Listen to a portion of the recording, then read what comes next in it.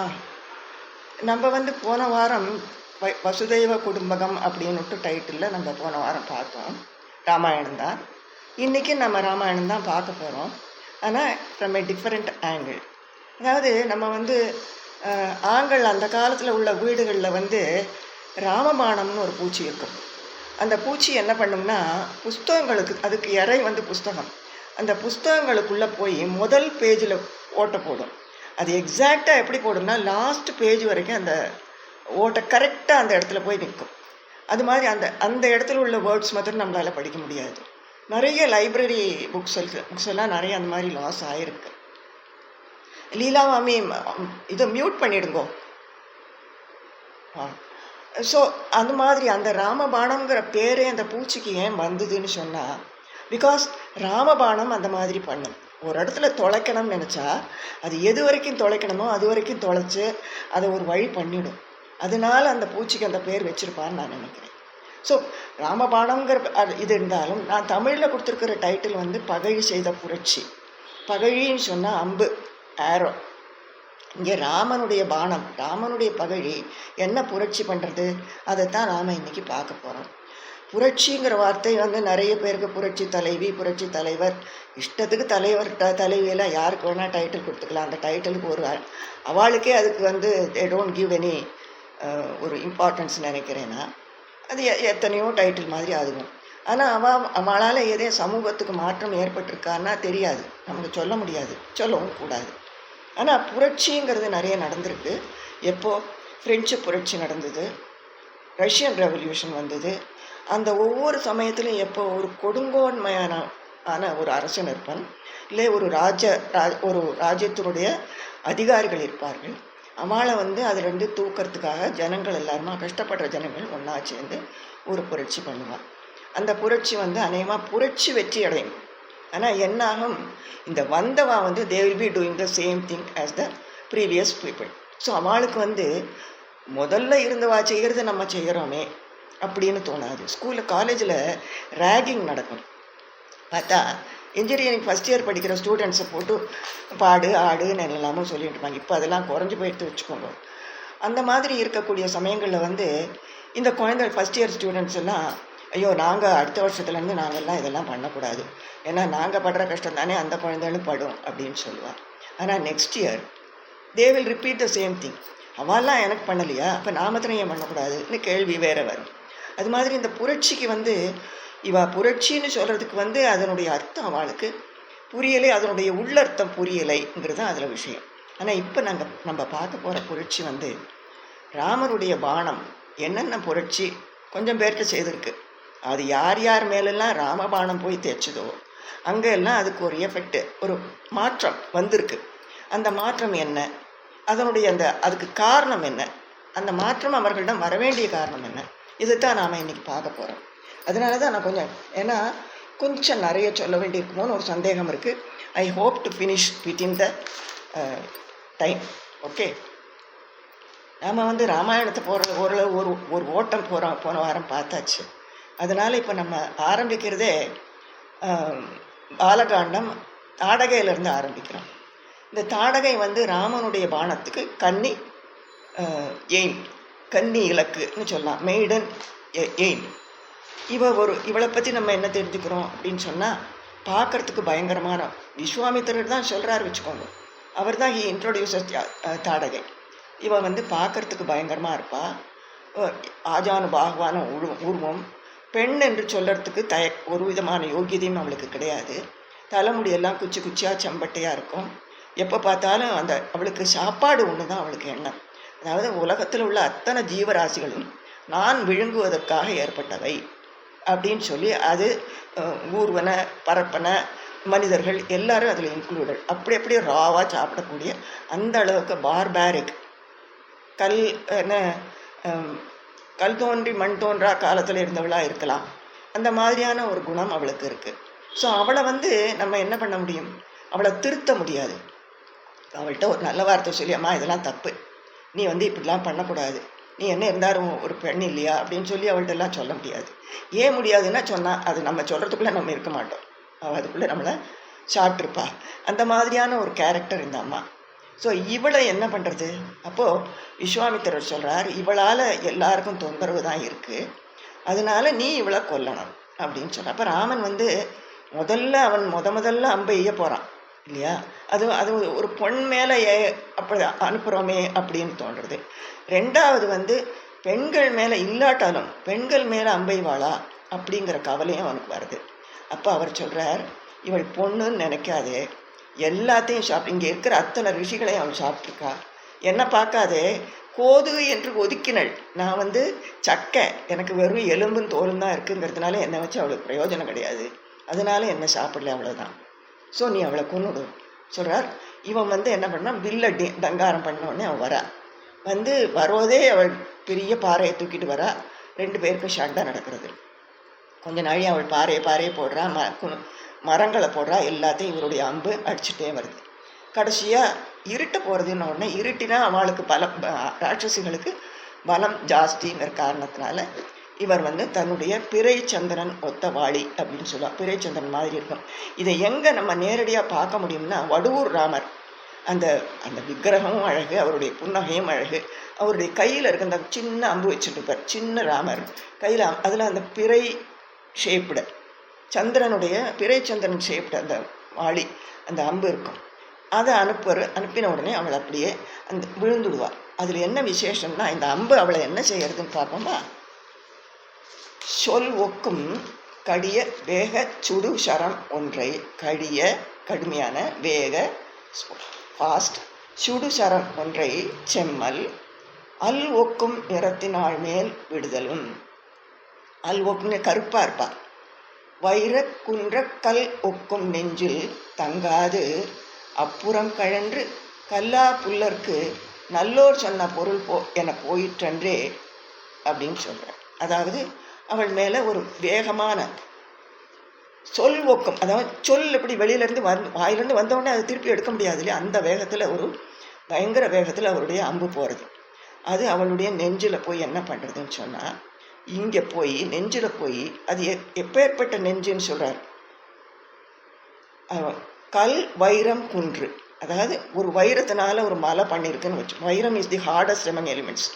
அந்த வைரத்தினால ஒரு மலை, அந்த மலை ஒரு கல்லாட்டம் அவ்வளோ பெருசாக இருக்கும், மலை மாதிரி, அப்படி கல் மாதிரி இருக்குது. அப்போ ஹார்டஸ்ட்டு, எப்படியும் அதை தொலைக்கிறது கஷ்டம். அப்பேற்பட்ட நெஞ்சு அவள், ஹார்ட் ஹார்ட்டட். அந்த நெஞ்சில் அது எப்படி போயிச்சான்னு தெரியுமோ, கல்லா புல்லர்க்கு நல்லோர் சொன்ன மொழி போல் அங்கே தங்காமல் வெளியில் போச்சு. வாழைப்பழத்தில் ஊசி சொருகினா எப்படி வேகமாக வெளியில் வரும், அந்த மாதிரி பின்னாடி வழியாக போச்சு. அவள் விழுந்துட்டான். ஸோ இதில் அவர் அந்த அம்பு என்ன பண்ணுறதுன்னா, அவள்கிட்ட ரொம்ப ஒன்றும் எதிர்பார்க்க முடியாது, அவளை சேஞ்ச் பண்ண முடியாது, எந்த டிரான்ஸ்ஃபார்மேஷனும் அவள்கிட்ட எதிர்பார்க்க முடியாது. அதனால் அந்த அம்பு அவளை தயிச்சுட்டு பின்னாடி வழியாக நதியில் ஸ்நானம் பண்ணிவிட்டு அவருடைய தூணியில் திருப்பி உட்காந்து. அதுதான் ராம பாணத்தினுடைய விசேஷமே. அதுதான் அது ஒன்று தான், திருப்பி ஒன்று தான் அவர் அனுப்பிச்சுட்டுருப்பார். அந்த ஒன்று போயிட்டு வந்துட்டே இருக்கும். அவ்வளோ ஃபாஸ்ட்டாக அது போகவும் செய்யும், வரவும் செய்யும். அதுதான் அதனுடைய அழகு. ஸோ இப்போது அடுத்தாப்பில் நம்ம பார்க்க போகிறது மாரீச்சனும் சுபாகவும் எப்படி அந்த யஜ்ஞத்தை தடுக்க வருகிறார்கள். இவா 2 பேருமே தாடகையினுடைய புத்திரர்கள். எல்லாரும் முன்னாடி அக்ஷர்களாக இருந்தவர்கள் தப்பு செய்ய போக இப்படி ராட்சசர்களாக தெரிகிறார்கள். ஸோ அவள் அடுத்தாப்பில் வந்த உடனே அவர்களே இவா 2 பேருமா கண்ணை இமை காப்பது போல் அந்த யஜ்ஞசாலையை காக்கிறா. கடைசியில் ராமன் தன்னுடைய அம்பினால் அந்த மாரீச்சனை கடலுக்கு அப்பால் தள்ளி விடுறான், சுபாகுவை கொன்று விடுகிறான். அப்படி அந்த அவர்களுடைய விஷயத்தில் அவ்வளோதான், அதோட சரி. ஏன்னா மாரீச்சனுக்கு அடுத்தாப்பில் இன்னொரு தடவை இந்த அம்புக்கிட்ட வாங்கி கட்டிக்க வேண்டியிருக்கு. அதனால் ஸோ அடுத்தாப்பில் நம்ம பார்க்க போகிறது பரசுராமன் கோதண்டம் ஐ மீன் சிவதனுஷை ராமன் முறித்து சீதா கல்யாணம் நடக்கிறது. இந்த சிவதனுஷு முறியிற சத்தம் உலகமெல்லாம் கேட்டுதான். எங்கே அயோத்தி வரைக்கும் கேட்டுதான், நேபாள்லேருந்து அயோத்தி வரைக்கும், இதிலேருந்து அயோத்தி வரைக்கும் கேட்டதான். அப்போ அந்த பக்கம் இமாலயாஸ் மேருமலையிலெல்லாம் தவம் பண்ணி கொண்டிருந்த இவர் பரசுராமர் காதில் அது விழருது. அவருக்கு அந்த தனுஷனுடைய விசேஷம் தெரியும். யாருடா இது அப்படின்னு தெரிஞ்சுக்கிறதுக்காக அவர் வேகமாக வரார். அங்கேருந்து பறந்து வந்து பார்த்தா ராமர் கல்யாணம் ஆகி திரும்பி வந்துட்டுருக்கார் அயோத்திக்கு. ஸோ அவர்களை நடுவில் நிறுத்துகிறார். ஏற்கனவே அவருக்கு சத்திரியர்களை கண்டால் ஆகாது. ஸோ அவர் கையில் இருக்கக்கூடிய தனுசானது விஷ்ணு தனுசு, விஷ்ணுவனுடைய அம்சம் தானே அவர். அதனால் விஷ்ணு தனுசு அவர் கையில் இருக்குது, ஈக்குவல் டு தட் சிவ தனுசு. ஸோ இதை வச்சுட்டு அவர் வந்து ராமன்கிட்ட சண்டை போட்டு, நீ இப்போ அது இத்து போனது பூஜை பண்ணிட்டு இருந்தார் இதனால் ஜனகன் அதுக்கு பூஜையாக பண்ணிட்டு இருந்திருக்கார். ஸோ பூஜை பண்ணுறதுன்னா எப்போ நம்ம பண்ணுவோம்? பூஜையில் எதை வைப்போம்? வச்சு பூஜை பண்ணிட்டு இருக்கியான்னு கேட்குறது இல்லையா? எப்போ கேட்போம்? அதை யூஸ் பண்ணாத போது தான் அதை வைப்போம். அதனால் அது நோபடி ஹஸ் யூஸ்ட் இட். அதனால் அது போயிருக்கோம். அதை நீ ஒடிச்சது ஒன்றும் பெரிய காரியம் இல்லை, இந்த வில்லில் நாணேற்று அப்படின்னு சொல்லி அந்த தன்னுடைய வில்லை அவரிடம் கொடுக்குறார். ஸோ அவருடைய சார்கம் அவர்கிட்ட சேர்றதுன்னு அர்த்தம். அதுக்கு இவர் அதை எடுத்து நாணேற்று அம்பு வச்சுடுறார். அம்பு வச்சாச்சுன்னா அது எடுக்க முடியாது, அதை ஒன்றும் பண்ண முடியாது. எனக்கு இலக்கு எதுன்னு கேட்குறார். பரசுராமர் சொல்கிறார், என்கிட்ட உள்ள தவபலன் அனைத்தையும் நீ எடுத்துக்கோ அப்படின்னு சொல்கிறார். இந்த ராமாயணத்தில் இதை பார்க்கணும். அதாவது இந்த story wholly moves from the beginning, it moves towards the final end of Ravana. அதுதான் அதனுடைய முடிவு. பட்டாபிஷேகம் கூட இல்லையா, ராவணனை அழிக்கத்தானே அவர் வந்திருக்கார், அசுரர்களை அழிக்கிறதுக்கு தான் அவர் வந்திருக்கார். ஸோ அதனால் தாடகை இறந்து விழுந்த உடனே சொல்லும், இலங்கை மன்னன் கொடி அற்று வீழ்ந்ததே அப்படின்னு சொல்லியிருப்பார் கம்பர். அது மாதிரி இந்த பரசுராமருடைய வில் அவர்கிட்ட சேர்றது. இந்த அம்பானது அவருடைய கண்ணுக்கு தெரியாத வஸ்துவாக இருந்த போதிலும் அந்த தவ வலிமை எல்லாம் தன்னிடம் வாங்கி கொண்டு ராமருடைய தூணிடத்தில் உட்கார்ந்துக்கிறது. ஸோ இதெல்லாம் அப்படி வேகமாக போயிட முடியும். அடுத்தாப்புல நம்ம சந்திக்க போகிறது கிஷ்கிந்தா காண்டம். வாலிங்கிற கேரக்டர் ஸோ பவர்ஃபுல். அந்த மாதிரி ஒரு பவர்ஃபுல் கேரக்டர் நம்ம ரொம்ப ரேராக தான் பார்க்க முடியும். அவனை ஒன்றும் பண்ண முடியாது. ரொம்ப நல்லவன், எக்ஸ்ட்ரீம்லி பவர்ஃபுல். ஆனால் ரொம்ப நல்லவன். சிறியன சிந்தியாதான்ங்கிறார் கம்பர். அவனால் சில்லறத்தனமான்னு சொல்லுவேன், அந்த மாதிரி சின்னத்தனமாக அவனால் திங்க் பண்ணவே முடியாது. அத்தனை கிரேட் பர்சனாலிட்டி, மலை மாதிரி உருவம். அவன் என்ன செய்வானா, ஒரு சமுத்திரத்தில் காலை மார்னிங் சந்தியாவந்தனம், மத்தியானத்துக்கு இன்னொரு சமுத்திரம், அப்புறம் சாயம் சந்திக்கு இன்னொரு சமுத்திரம், அப்படி சுற்றினா உலகத்தை சுற்றக்கூடியவன். அதை விட விசேஷமாக இன்னொன்று சொல்கிறார். பண்டைய நாள் சமுத்திரத்தை கடைஞ்சா இல்லையா பாலாழி, அப்போ வாழால் முடியலைன்னு சொல்லி வாலி கடைஞ்சானா, வாலி பிடிச்சி இழுத்தானா வாசுகியனுடைய வாழை. அதெல்லாம் பற்றி அதில் கம்பர் சொல்லியிருக்காங்க. ஸோ பெருமைக்குரிய ஒரு பாத்திரம். அவன் நல்லவன், கெட்டவன் கிடையாது. By nature he is not bad. அவனுக்கு தன்னுடைய தம்பியான இவன் இந்திரனுடைய அம்சம், தம்பி சூரியனுடைய அம்சம் சுக்ரீவன், ரொம்ப பிரியம் இருந்தது. ரெண்டு பேரும் பார்க்கறதுக்கு ஐடென்டிக்கல் ட்வின்ஸ் மாதிரி தான் இருப்பான்.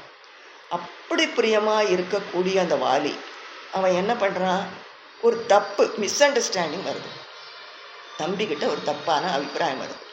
இவன் தனக்கு ராஜ்யம் வேணுங்கிறதுக்காக வேண்டி என்னை அந்த பாறைக்குள்ளே வச்சு மூடிட்டு வந்தான் அந்த குகைக்குள்ளே அப்படிங்கிற எண்ணம் வாலிக்கு வருகிறது.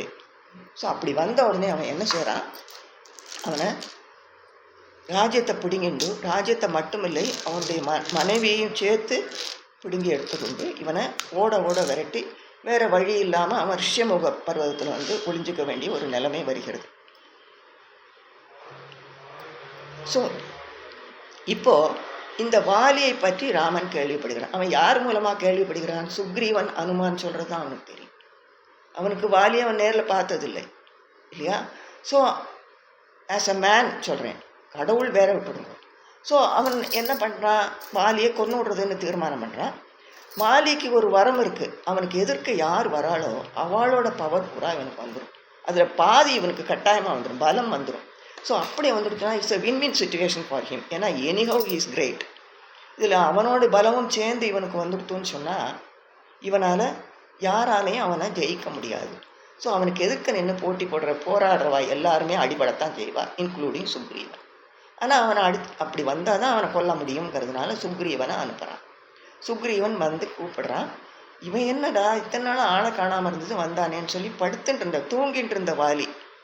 கம்பர் எல்லாரும் very important characters are introduced while sleeping. Kaikeyi, Vali, Kumbhakarnan அந்த மாதிரி. ஸோ அவன் தூங்கிட்டு இருக்கார். தூங்கிட்டு இருக்கிறவனை இந்த சத்தம் கேட்டு, அவன் கூப்பிடுற சத்தம் கேட்டு குகைக்கு வெளியில் வரான். கையை நெரிச்சுட்டு கோபமாக வரான். ஏன்னா அவன் குரல் கேட்டாலே அவனுக்கு ஆங்காரம் வரும். வந்து அவனோட ஃபைட் பண்ணுறான். ஃபைட் பண்ணினா ராமனுக்கு இலக்கு கிடைக்கல. ஏன்னா யார் சுக்ரீவன் யார் வாலி தெரியலையே. கொஞ்ச நாள் அடிபட்டு அப்படியே துவண்டு போய் வேறு வழி இல்லாமல் சுக்ரீவன் ஓடி போகிறான். இது ஃபஸ்ட்டு நடக்கிற வாலி திரும்பி வந்து படுத்துட்டு விடுறான். ஒரு அரை மணி நேரத்துக்குள்ளே இல்லை 1 ஹவருக்குள்ளேன்னு வச்சுக்கோங்க, இவர் மாலையை போட்டு ஹனுமான லக்ஷ்மணனை கொண்டு ஒரு மாலையை போட்டு அடையாளம் தெரியறதுக்காக திருப்பி அனுப்புகிறார். ஸோ இவா 2 பேரும் இருக்கா, லக்ஷ்மணன் ராமன் இருக்கா, அனுமார் இருக்கா, இவா தான் சாட்சி அந்த வாருக்கு. ஸோ இந்த வாலி வந்து இவன் திருப்பி கூப்பிட்டவன் என்னது இப்போ தான் அடி வாங்கிட்டு போனான், திருப்பி வரானேன்னு எழுந்திருக்கிறான். அப்போ பக்கத்தில் இருக்க தாரை சொல்கிறா, நீங்கள் இப்போ போகாதீங்கோ, ஏன்னா இவன் வந்து இப்போ தான் அடி வாங்கிட்டு போனவன் திரும்பி வந்திருக்கான்னா இவனுக்கு பின்னாடி யாரோ இருக்கான்னு இல்லையா அர்த்தம், இது உங்களுக்கு ஆபத்து இல்லையான்னு கேட்குறான். இவரை நம்பி எவன் வருவான், இவனும் இவனை சுற்றி ஒரு 5 வானரங்களுங்க இருக்கா, யார் என்னை எதிர்த்து வரக்கூடியவன் யார் அப்படின்னு கேட்குறான். அப்போ சொல்கிறான் ராம லக்ஷ்மணரை பற்றி சொல்கிறான். இந்த வாலி பாருங்கோ எவ்வளோ மேக்னானிமஸ், எவ்வளோ ஒரு ப்ராட் மைண்டட் பர்சன் அவன். அவன்கிட்ட இவன் சொன்ன உடனே அவன் சொல்கிறான் இந்த மாதிரி ராமலக்ஷ்மணர்னு சொன்ன உடனே அவன் சொல்கிறான், நீ என்ன பைத்தியம் பிடிச்சிருக்க, அவனுக்கு யாரை பற்றி சொல்கிற நீ?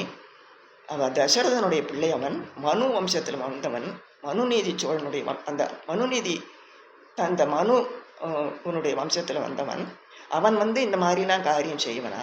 உலகத்துக்கே ரூல்ஸ் கொடுக்குறவா இல்லையா அவள் தப்பு பண்ணுவாளா? தவிர அவன் தன் தம்பிக்காக ராஜ்யத்தையே விட்டு கொடுத்துட்டு வந்தவன். அவன் போய் இவனுக்காக வேண்டி என்ன கொல்ல வருவனா? அவன் மாட்டான். நீ அப்படிலாம் ராமனை பற்றி சொல்லாதே அப்படின்னு சொல்லிட்டு இவன் வரான். கொஞ்ச நாள் சண்டை நடக்கிறது. அப்படி நடக்கும்போது ஆங்காரம் கண்ணை மறைக்கிறது இல்லையா, ஆத்திரம், அவனுக்கு காமக்ரோத லோப மதம் ஆச்சரியங்கள்லாம் சேர்ந்து அவனை இயக்கிறது. அந்த கோபத்தில் கண்மண் தெரியாமல் இரு, நான் உன்னை துந்துபியை தூக்கி போட்டாப்புல போடுறேன்னு இப்படி தலைக்கு மேலே தூக்குறான். அண்ட் அ பியூட்டிஃபுல் லட்சியம் ஃபார் ராமா. ராமனுக்கு வந்து ஈஸியாக ஒரு இலக்கு கிடைக்கிறது. அவர் அம்பு எய்கிறார். அது பிறை சந்திரன் வடிவான அம்பு வருது. அது வாலி மார்பில் தைக்கிறது. இது அம்பு வந்த உடனே அந்த வலி, அது குத்து தாங்க முடியல. அவன் கீழே விழுந்து புரளறான். அலறண்டே புரளறான். அப்படி புரளும்போது அவனுடைய பிளட்டு நிறைய லாஸ் ஆகிறதுனால கொஞ்சம் மூர்ச்சை ஆகிடுறான். மூர்ச்சையான உடனே கொஞ்ச நாள் அவனுக்கு ஒன்றும் புரியல. திருப்பி கொஞ்சம் கழித்து கொஞ்சம் கொஞ்சமாக அவனுக்கு, because it's a very strong personality இல்லையா, அதனால அவனுக்கு நினைவு வருது. அப்படி நினைவு வந்த உடனே என்கிட்ட அதுவும் நேரில் இல்லாமல் யாரும் அம்பு போட்டிருக்காளே, இது யாராக இருக்கும் அப்படின்னு சொல்லி அந்த அம்பை நெஞ்சிலேருந்து உருவுறான். அப்படி உருவும் போது பூரா உருவி எடுக்கிறதுக்குள்ளேயே அதில் என்ன பார்க்குறான்னு கம்பர் சொல்கிறத கேட்போம். மும்மை சார் உலகக்கெல்லாம் மூல மந்திரத்தை முற்றும் தம்மையே தமர்க்கு நல்கும் தனிப்பெரும் பதத்தை மாயத்து இம்மையே எழுமை நோய்க்கும் மருந்தினை ராம என்னும் செம்மை சேர் நாமம் தன்னை கண்களில் தெரிய கண்டான். அவன் கண்ணில் முதல்ல அந்த நாமம் தெரியுது. ராமநாமம் தாரக நாமம் முதல்ல அவனுக்கு கண்ணில் இஸ் கோயிங் டு டை, அது முதல்ல அவன் கண்ணில் தெரியறது. அதை இந்த ஸ்லோகத்தை, இந்த வேர்ட்ஸ் வந்து ரொம்ப அழகாக போட்டிருப்பார் கம்பர் வார்த்தைகள். அதாவது எனக்கு முன்னாடி போகவே முடியல, அவ்வளோ அழகாக இருக்குது. எந்த வேர்ட்ஸை எடுத்துக்கிறது, எந்த செய்யுள்ள விடுறதுன்னு எனக்கு புரியலை, அவ்வளோ அழகாக இருக்கும் நம்ம. ஸோ மும்மை சால் உலகுக்கெல்லாம் மூல மந்திரம்ங்கிறது தாரக நாமம். எல்லாருக்குமே ஒரு நல்லது செய்யக்கூடியதான ராமநாமம், அது மூல மந்திரம். அதுவே மந்திரம், அது நாமம் இல்லை, அது மந்திரம். முற்றும் தம்மையே தமர்க்கு நல்கும் தனிப்பெரும் பதத்தை. இந்த தம்மையே தமக்கு நல்கும் தனிப்பெரும் பதத்தைன்னுச்சா அதை சொல்லிகிட்டே இருக்கும்போது நமக்கு வந்து பக்தியும் வரும், ஞானமும் வரும், மோட்சமும் கிடைக்குங்கிறது ஒரு பக்கம். யூ ரியலைஸ் யுவர் செல்ஃப், அது தம்மையே தமர்க்கு நல்கும் இல்லையா, செல்ஃப் ரியலைசேஷனுக்கு ஒரு சான்ஸ் கிடைக்கும். அதை விட இந்த இடத்துல அதுக்கு என்ன அர்த்தம் அப்படின்னு நான் நினைக்கிறேன்னு சொன்னால், இவன் வாலி யாரு, அவன் எதுக்காக பூமிக்கு வந்திருக்கான், வந்த காரியம் என்ன?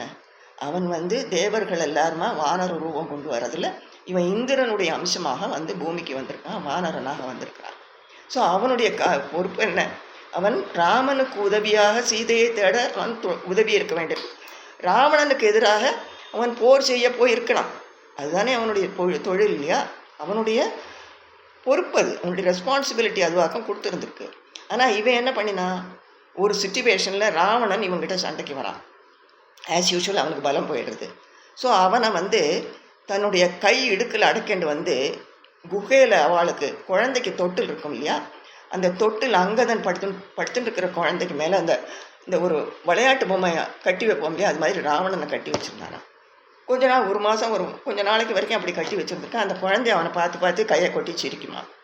இப்படி ராவணனை அவனை படுத்தி எடுத்திருக்கான் வாலி. ஸோ அந்த ராவணன் என்னை மன்னிச்சுடுன்னு கேட்டுட்ட உடனே அவனுக்கு விடுதலை கொடுத்துட்டு, இவன் நல்லவன் இல்லையா இயற்கையில் கொடுத்துட்டு, there is an alliance between தம்.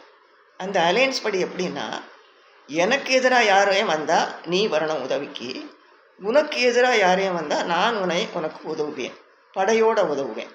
அதுதான் அந்த அவ 2 பேருக்கும் உள்ள கண்டிஷன். ஸோ இப்போ என்ன ஆகும், ராமன் சீதையை தேடி போகும்போது வாலி அங்கே இருந்தான்னு சொன்னால் டெஃபினெட்லி அவன் ராவணனுக்கு உதவத்தான் போவான். பிகாஸ் ஆஸ் பர் தி அவளுடைய அலையன்ஸ் இது. இப்போது அவன் இருக்கிறது ராமனுக்கு இடைஞ்சல். தான் யாருங்கிறத ராமனுக்கு, வாலிக்கு புரிய வைக்கிறதுக்கு அந்த அம்பு உதவுகிறதான். அந்த ராமா என்கிற நாமம் தம்மையே தமக்கு நல்கும் தனி பெரும் பதம். மற்றவர்களுக்கு அது இப்படியோ, வாலிக்கு அது அந்த வகையில் உதவுறது. மற்றவர்களுக்கு செல்ஃப் ரியலைசேஷன். ஆனால் வாலிக்கு அது அவனுக்கு புரியுறது. அவனுக்கு நினைவு வர ஆரம்பிச்சாச்சு, பூர்வ ஜென்ம நினைவன் அவனுக்கு வர ஆரம்பிச்சாச்சு. அது மட்டுமல்ல, இம்மையே எழுமை நோய்க்கும் மருந்தினை. இந்த உலகத்தில் இருக்கும்போதே எல்லா நோய்களுக்கும் மருந்துன்னு சொன்னால் பர்த் அண்ட் டெத் சர்க்கிள், அந்த சர்க்கிள்லேருந்து விடுதலை.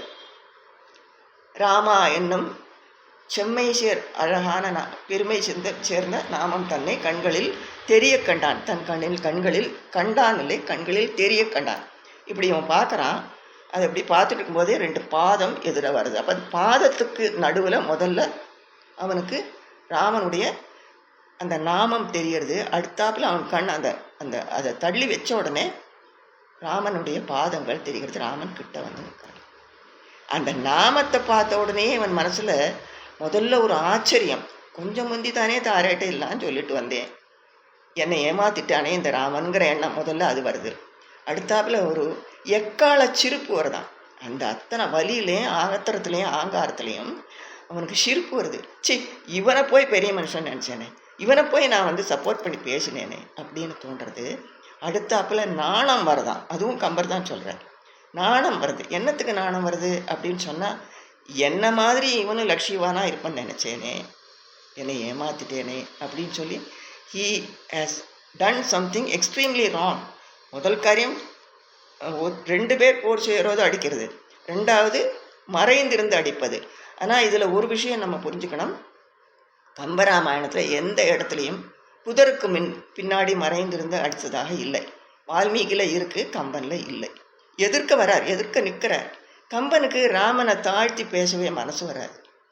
அதனால் அது ஒன்னொன்றுக்கும் ஜஸ்டிஃபிகேஷன் கொடுப்பார். இவர் இப்போ செய்ததுக்கெல்லாம் ஜஸ்டிஃபிகேஷன் வரும் பின்னாடி.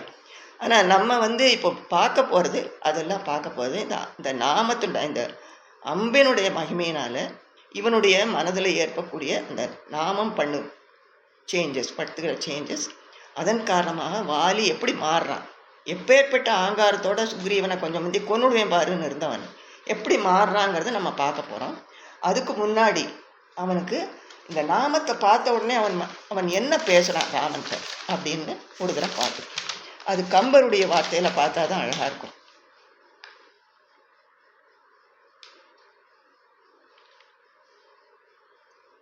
அவன் சொல்கிறான், அழகாக இருக்கான், ரொம்ப அழகாக இருக்கான் ராமன். அவனை ஏசுவான், இயம்பினான். அவன் ஏசுறதுக்கு தான் ஆரம்பிக்கிறான். ஆனால் பேச்சாக வருது, சாதாரண சொல்லாட்டமாக ரொம்ப அடங்கினாப்பில் வருது. அவனால் திட்ட முடியல, ராமனை திட்ட முடியல. என்ன சொல்கிறான் பாருங்க, வாய்மையும் மரபும் காத்து மண்ணுயிர் துறந்த வள்ளல் தூயவன் மைந்தனே, தசரதன் மைந்தனேன்னு அர்த்தம். நீ பரதன் முன் தோன்றினாயே, நீ பரதனுக்கு அண்ணனா, நீ அவனுக்கு போய் நீ அண்ணாவா வந்தியே அது அடுத்ததாக தீமைதான் பிறரை காத்து தான் செய்தால் தீங்கன்றல்லோ. தப்பு இன்னொருத்தரை காப்பாற்றுறதுக்காக செய்தாக்க தப்பு இல்லையோ? ஒய் த மீன்ஸ் நன்னா இருக்கணுங்கிற அவசியம் இல்லையோ? நீ தப்பு செய்தால் பரவாயில்லையோ அப்படின்னு சொல்லிட்டு தாய்மையும் அன்றி நட்பும் தர்மமும் நழுவி நின்றாய். நீ தாய்மை தன்மையும் உங்கள்கிட்ட இல்லை. நீ உன்னுடைய அப்பா அம்மா நடந்துன்றதுக்கு நீ மாறாக நடந்துக்காய். ரெண்டாவது தர்மமும் இல்லை. நீ இப்போ எங்கிட்ட காட்டினது இட் இஸ் நாட் ரைட் இல்லையா? போர் முறைகள், போர் தர்மத்துக்கும் அது சரி கிடையாது அப்படின்னு சொல்கிறான். அடுத்தாப்புல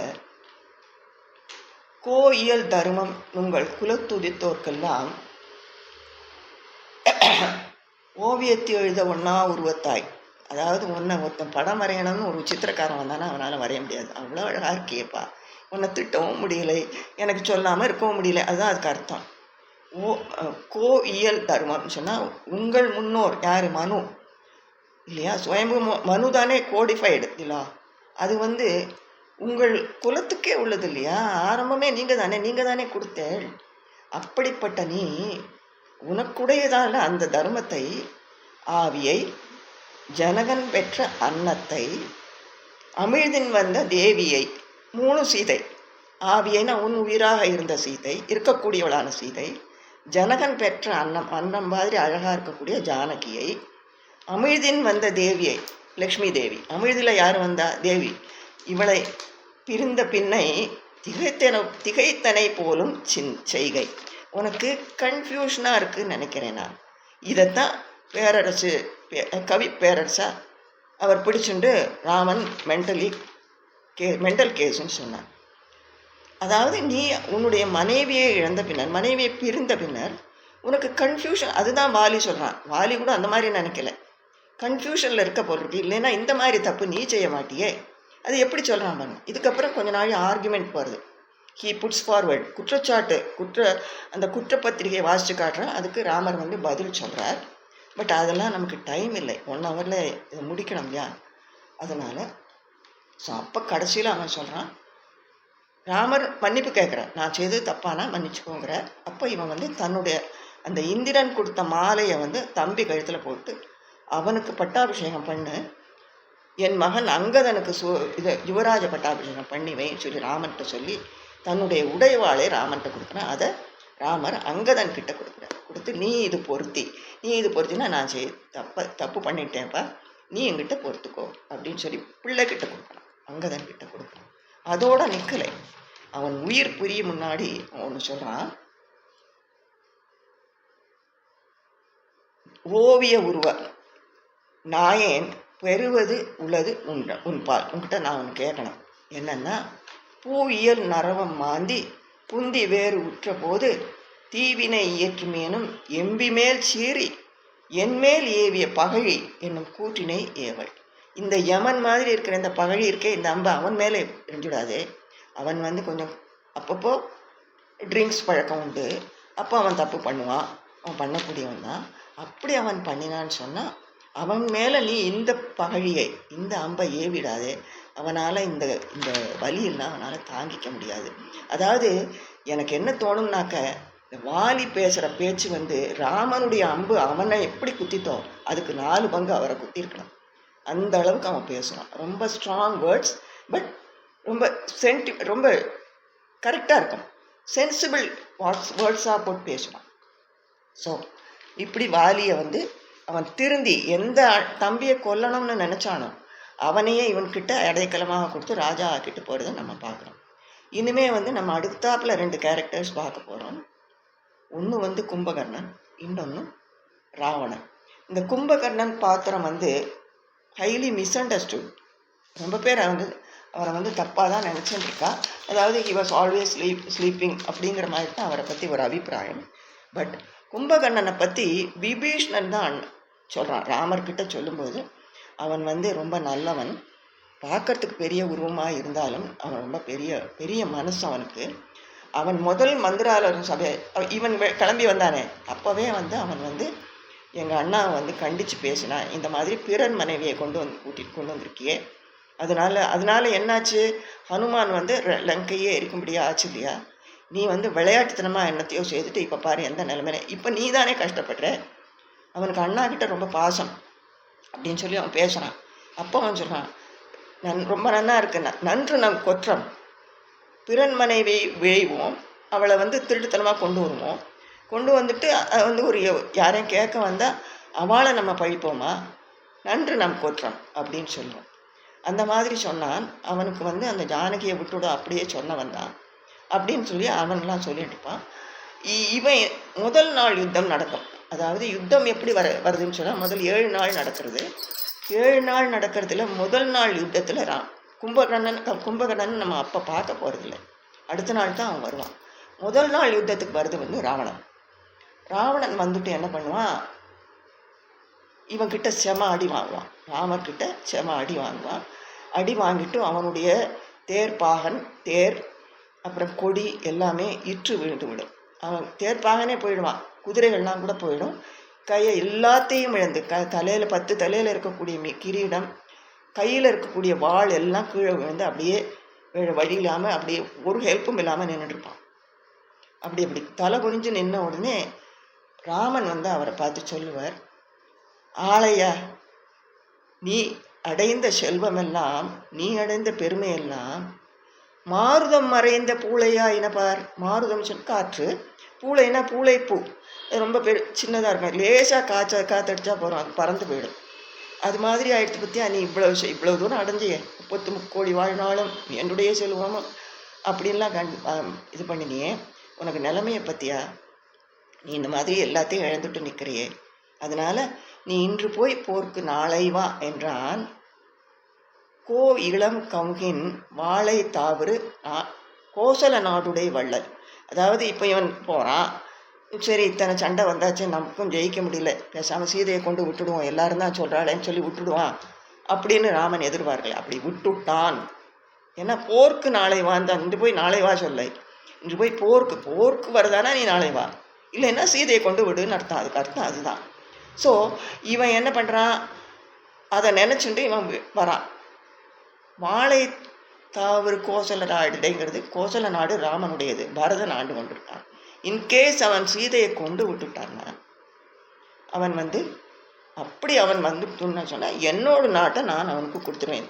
அதனால தான் வள்ளல்ங்கிற வார்த்தையை அங்கே கம்பர் போட்டிருப்பார். கோசல நாடுடைய வள்ளல். அது பாகு இளம் கமுகு சொன்னால் கமுக மரம், சரையு நதி கரையில் கமுக மரம் தென்னை மரம் இருந்துதான்னு நமக்கு தெரியாது. அந்த சரையு நதியில் வந்து வாழை மீன் இருந்ததா நமக்கு தெரியாது. வாழை மீன் எப்படி செய்யும்னா குதிக்கும், இங்கேருந்து ஆரம்பித்து மேலே வரைக்கும் குதிக்கும். அப்படி குதிச்சுட்டு திருப்பி விழும். இந்த பறக்கிற ஃபிஷ் வந்து நம்ம லைஃப் ஆஃப் பை சினிமாவில் காட்டிடுவான், அப்படி பறந்து போகும். அந்த மாதிரி அந்த மீன் வந்து பறந்து அந்த கமுக மரத்தை தொட்டுட்டு வருமா. அந்த மாதிரி செழிப்பான நாடுன்னு அர்த்தம். இந்த செழிப்பு நிறைந்த கோசல நாடுடைய வள்ளல் இவங்கிட்ட நீ வந்து நாளைக்கு போருக்கு வரலைன்னா நீ அவளை கொண்டு விட்டுடுன்னு அர்த்தம். அவன் நேரடியாக கேட்க மாட்டான், என்ன இருந்தாலும் ராமன் இல்லையா, அதனால்.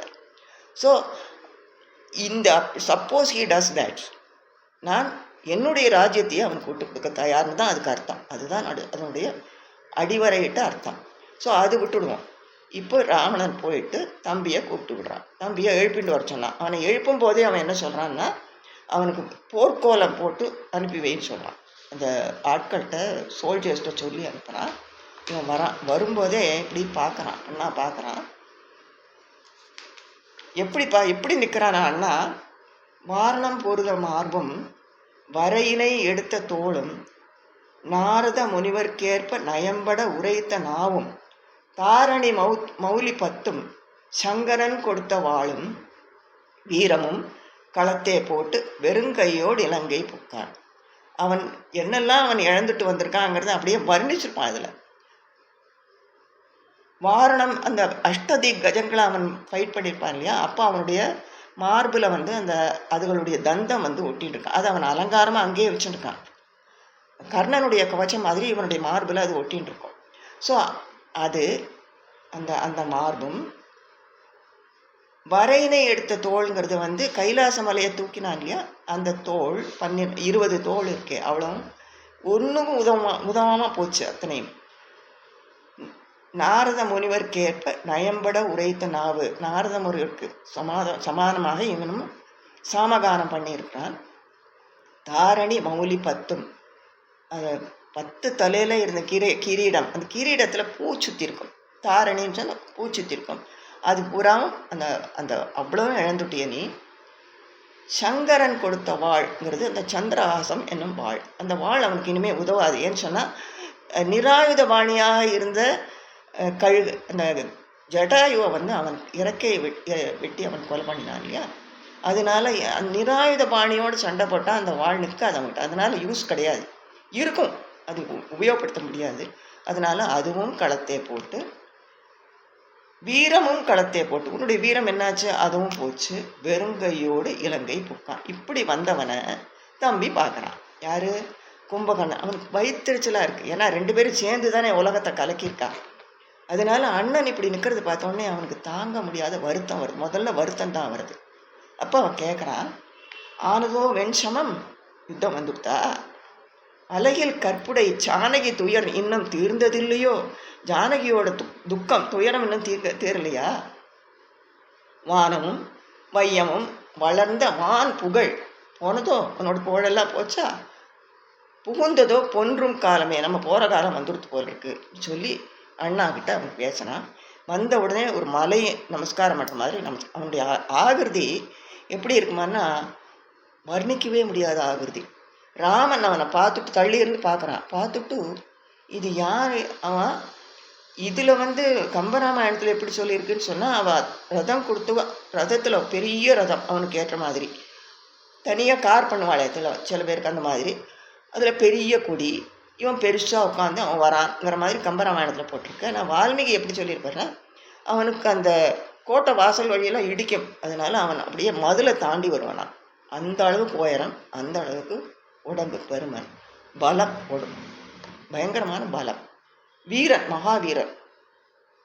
ஸோ அவனை தூரத்துலேருந்து பார்த்துட்டு ராமன் ஆச்சரியப்பட, இது யாருன்னு கேட்டு இப்படி பார்த்துட்டு இருக்கான். பார்த்துட்டு அவன் சொல்கிறான், இந்த தோளுக்கும் அந்த தோளுக்கும் அளக்கணும்னா பல நாட்கள் வேண்டும் போல இருக்குது அப்படின்னு ஆச்சரியப்படுறான். இது யாருன்னு கேட்க விபீஷணன் அப்போ சொல்கிறான், இவன் என்னுடைய அண்ணா. இவன் ரொம்ப நல்லவன், முரட்டுத்தனம். அப்பா அண்ணா செய்கிற அத்தனை அநியாயங்களும் இவனும் பண்ணியிருக்கான். ஆனால் இந்த சில விஷயங்கள்ல அவன் ரொம்ப தலையிட மாட்டான். அரசியலில் தலையிட மாட்டான். அவன் பாட்டில் வீரத்தோடு அவன் பாட்டில் இருப்பானே ஒழிய ஒரு எல்லாத்துலேயும் தலையிட்டு ஒரு தொந்தரவு கொடுக்கக்கூடிய ஆள் கிடையாது. ரொம்ப பேச மாட்டான். அதனாலேயே கூட அவனை ராவணன் ரொம்ப மதித்ததில்லை. எதே தேவையாக இருந்தால் இந்த மாதிரி சண்டை போடணும்னா இவனை கூப்பிட்டுவான், அவ்வளோதான். அவன் பாட்டில் தூங்க போயிடுவான். ஆனால் ரொம்ப நல்லவன் அப்படின்னு சொல்கிறான். இப்போ ராமர் சொல்கிறார், நீ இவ்வளோ நல்ல வீரனாக இருக்கான், அவ்வளோ நல்லவனாக இருக்கான்னு சொல்கிறீன், அவன் நம்ம பக்கத்துக்கு வருவனா பாரு, போய் கேளுன்னு சொல்கிறான். அப்போ இவன் போகிறான், போய் நமஸ்காரம் பண்ணுறான். நமஸ்காரம் பண்ணினோடனே நீ உன்னை யார் இங்கே வர சொன்னான்னு கேட்குறான். நீ எதுக்கு இங்கே கோபத்தோடு கேட்குறான். உன்னை யார் இங்கே வர சொன்னா? நான் அண்ணா கிட்ட மெனக்கிட்டு நான் திரும்பி வரமாட்டேன், நான் வரலைன்னாக்க நீ சீதையை கொண்டு விட்டுடு அப்படிதான் அவன் சொல்லிட்டு வரான். நிஜமாவே அப்படி தான் சொல்கிறான். நான் வரலைன்னு சொன்னாக்க ஏன்னா அப்புறம் உனக்கு இந்திரஜித்தோ அதிகாரம் ஒத்துரும் இந்த அளவுக்கு ஒன்றால் ஹெல்ப் பண்ண முடியாது, நீ சீதையை கொண்டு திருப்பி விட்டுடு. ஏன்னா அதுக்கப்புறம் நம்முடைய நாட்டில் பந்தி பந்தியாக அப்படின்னு சொன்னான். கூட்டமாக உன்னுடைய அரக்கர் கூட்டம் போய் அங்கே விழப்போகிறது, அதுக்கு ராமருடைய அம்புக்கு இரையாக போகிறதுன்னு சொல்லிட்டு தான் வந்திருக்கான். ஸோ அவன் சொல்கிறான், ஒன்று யார் இங்கே வர சொன்னான்? நீ நல்ல இடத்துக்கு போன இல்லையா, அங்கேயே இருக்க வேண்டியதானே, நீ எதுக்கு வந்தேன்னு கேட்குறான். அப்போ இவன் சொல்கிறான், காலில் நமஸ்காரம் பண்ணிவிட்டு, உன்னை அந்த பக்கம் வரியா, நீ பேசாமல் அண்ணாவை விட்டுட்டு வந்துடுறேன், அவன் செய்கிறது தப்புன்னு உனக்கு தெரியறது இல்லையா, நீ ஏன் இங்கே இருக்க, நீ வந்துடு அப்படின்னு சொன்னான். அப்போ இவன் சொல்கிறான்,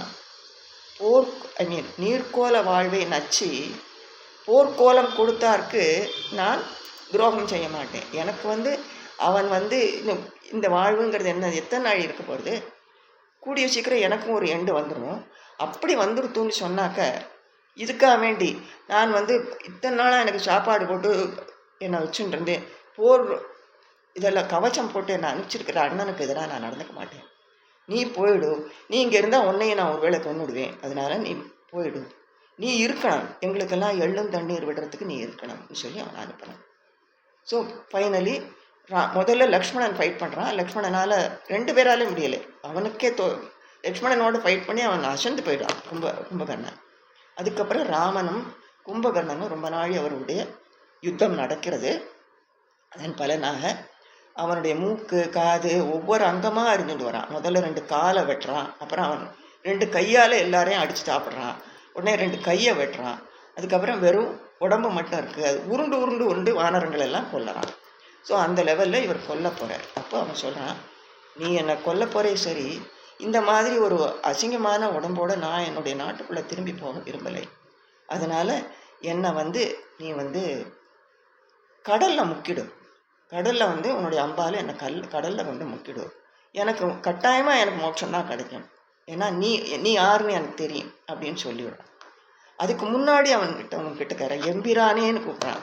எம்பிரானே நான் அவன் கேட்டுக்கிறேன், என்னன்னு சொன்னால் என்னுடைய தம்பி என்னுடைய அண்ணா எப்படின்னா அவனுக்கு இரக்கம், தன்னுடையவர்கள் நல்லவர்கள் கெட்ட அதெல்லாம் கிடையாது. அவன் இப்போ அவ்வளோ ஆத்திரத்தில் இருக்கான், ஆங்காரத்தில் இருக்கான், யாரை என்ன செய்வான் தெரியாது.